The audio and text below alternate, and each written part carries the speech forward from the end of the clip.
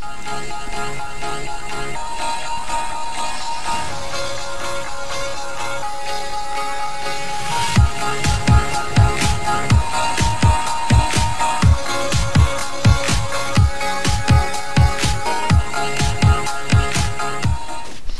guys, it's Nero again, and today I'm going to be bringing you guys a game of Game Battles actually. Game Battles Domination on Firing Range on the Xbox 360. Now, some of you may not know, Game Battles Domination, it's different than what it used to be. In Game Battles Domination, to determine the winner of the map, you have to play both sides of the map, which means, you know, you choose the top team or the bottom team. Let's say, in particular, let's say round 1, we decide to go on the top team. Okay, we play it out and then we add up our scores. How many points did we score? How many points did they score within an 8-minute time period? And then the next then we play this map over again. This time we go on the bottom team. The other team goes on the top team, and we add up our scores from the second game, combine them with the first game. Whoever has the most total points wins that map of domination. Now, so these people we're facing, they weren't very good in any way. I think we beat them by like 150 points, so it was like almost impossible for us to lose the match total. I mean, we could lose this game by like 140 points, we would still win the match as a whole. So we kind of started messing around. I'm using the M60 here, and I think my teammates started sniping about halfway through. But that's not really what I want to talk about. What I do want to talk about is the PlayStation 3. I actually went out and bought a PS3 yesterday. Now, back in Newfound Glory, when I first started, I had a lot of PlayStation 3 subscribers, a lot of subscribers who played on the PS3. And they're like, oh, Nero, you need to get PS3 so we can play with you. Nero, PS3.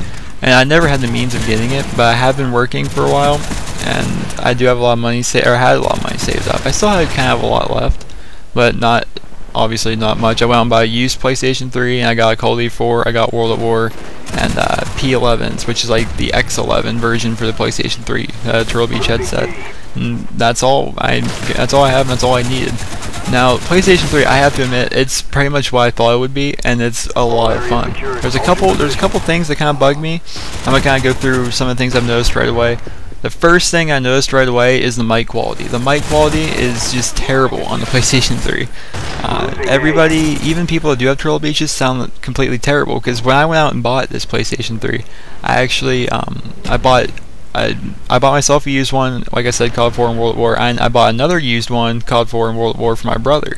So my brother and I, we each have a PlayStation 3 now. We both have P11s, the P11 Turtle Beach headset, and two same games. Now, he sounds like shit. I mean, his mic sounds terrible. And just about every person you run into on the PlayStation Network has a terrible mic. And there's really like no profile. Well, there is kind of a profile, like a bio, like you would have on the Xbox, but it's not nearly as in-depth. And if there's somebody being annoying as hell in your game, there's no way for you to mute them. Well, in the pre-game lobby anyway. When you're in the game, you can toggle mute.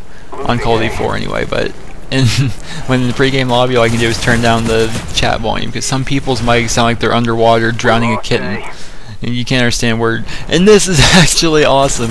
Alright, if you go to accessory settings under, it's somewhere in the settings, wherever, it's kind of like you press the guide button in the middle, it's kind of like the Xbox guide button. You can actually change your voice, and that's how your voice sounds through your mic at all times.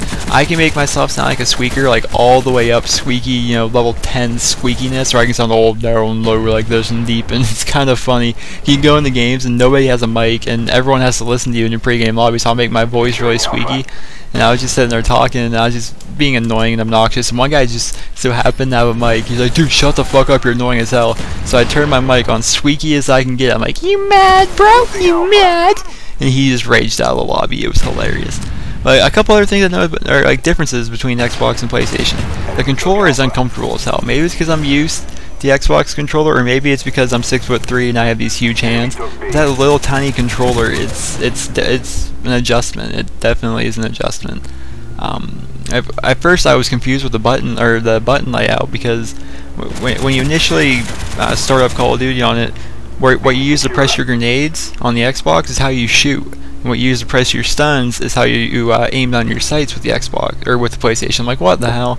So I go in there, I go change my button layout, and apparently they have a thing called tactical flip, which is the tactical layout for Xbox basically, and that's what it is for the PlayStation 3. So I'm rocking on that. And another thing I noticed is this was actually to be expected, but the competition there really isn't none on PlayStation 3. I've run into maybe I've only played for 2 nights, but I've only run into about 2 good players my entire time on Call of Duty 4, which I've been playing only Call of Duty 4 World at War because that's the whole reason I got a PlayStation 3. I mean, I've never even used a PlayStation 3 before last night, and I'm holding a 3KD. I do better on the PlayStation 3 than I do the Xbox, and there's people have been, this is like a never-ending debate. People say that, Xbox people are more in-depth or more competitive. They use their mics, since they're actually paying for their live, they actually try harder, and which I think that's honestly the case. Well, the mics, no one communicates. There's never any communication. So how do you get better with communication? And even if there's one person with a mic, that person's not calling out anything for other people to hear him. He's just probably trying to be annoying or sitting there talking to his friend, which is really annoying. You see that a lot on the PlayStation. People sit there talking in the lobby and they're talking to their friend that's sitting next to them. It's like, dude, mute your fucking mic. But they never do. Now, about the accounts or like people can they don't have to pay for their account at all. I mean, it's completely free and it's all Wi-Fi. It's all just connected to Wi-Fi. If you don't have Wi-Fi, I'm not sure how it works, Ethernet but it's free. I mean, you make a new account whenever you want to, and it's always double XP on Call of Duty 4. So you see a lot of low levels in that game, but that doesn't necessarily mean they're actually new like I am. That just probably means they made a new account because. Since it's constantly double experience, and when you're actually a good player and you play Search and Destroy, well, actually basically all I play on COD 4 is Search and Ground War, and I've been getting the craziest clips, and I can't record them, but I'm gonna tell you about that here in a second.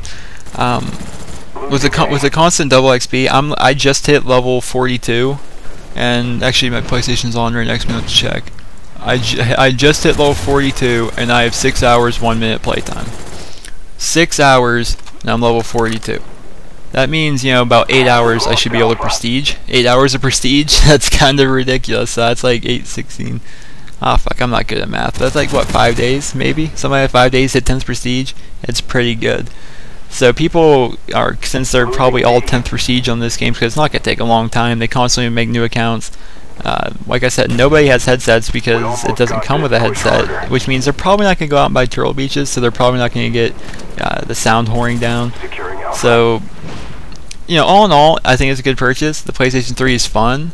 I have fun on it. If you guys want to send me a friend request, we'll try to play. It's kind of hard because the invite system isn't as good, and the lagging. So it sometimes lags, but it's not bad. It's honestly, it's more fun than I thought it would be. But there's a lot of stuff there that I didn't think would be there. And, it's kind of interesting how it all pans out. But I installed Netflix on it. It takes a while to install stuff. That's another thing I noticed.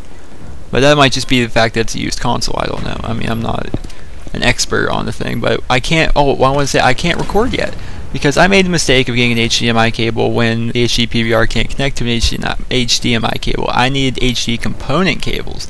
So until I get HD component cables, I can't hook my PVR up to the PS3, so there's going to be no PS3 gameplay. Which is shitty because I got a perfect quad spray in Search, a plus 400, it's perfect, sexy and all that, couldn't record it.